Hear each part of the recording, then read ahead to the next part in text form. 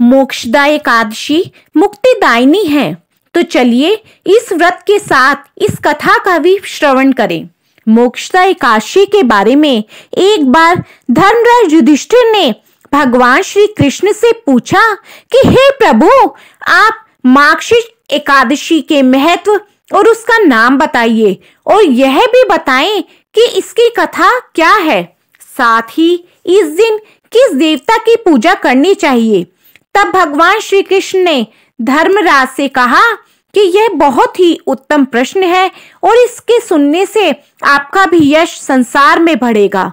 भगवान ने बताया कि मार्गशीर्ष शुक्ल एकादशी अनेक पापों को नष्ट करने वाली है, इसलिए इसका नाम मोक्षदा एकादशी है। इस दिन दामोदर भगवान की धूप, दीप, नैवेद्य आदि से भक्ति पूर्वक पूजा करनी चाहिए। तो धर्मराज, अब आप इसकी व्रत से जुड़ी पौराणिक कथा का श्रवण करिए।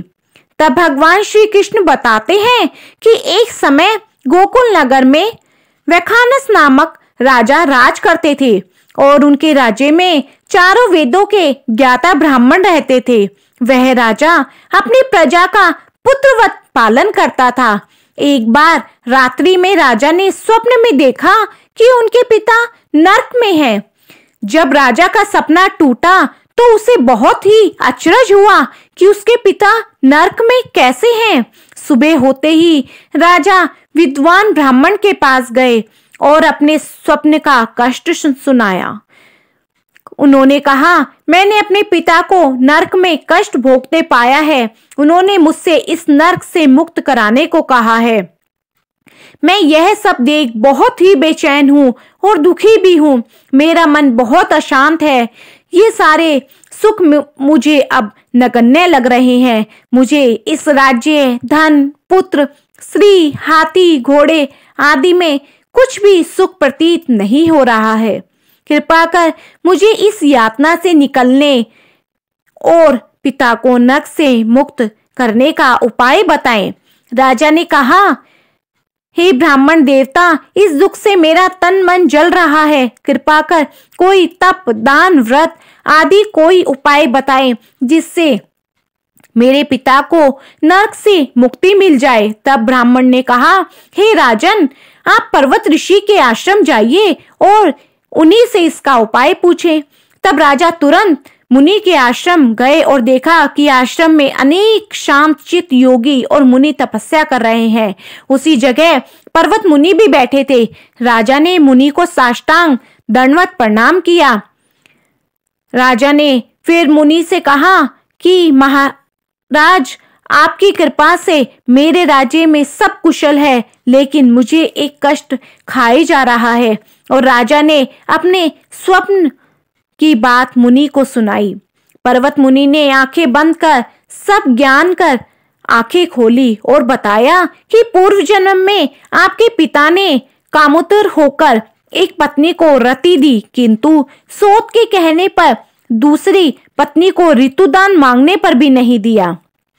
उसी पाप कर्म के कारण तुम्हारे पिता को नरक में जाना पड़ा। तब राजा ने कहा कि इसका कोई उपाय तो जरूर होगा, तो कृपा कर मुझे बताइए। मुनि बोले, हे राजन, आप मार्गशीर्ष एकादशी का उपवास करें और उस उपवास के पुण्य को अपने पिता को संकल्प कर दे दें। इसके प्रभाव से आपके पिता की अवश्य नरक से मुक्ति होगी। मुनि के ये वचन सुनकर राजा महल में आया और मुनि के कहने के अनुसार कुटुंब सहित मोक्षदा एकादशी का व्रत किया।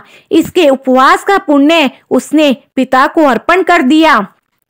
इसके प्रभाव से उसके पिता को मुक्ति मिल गई और स्वर्ग में जाते हुए उसके पिता अपने पुत्र से कहने लगे कि हे पुत्र, तेरा कल्याण हो। यह कहकर वे स्वर्ग चले गए।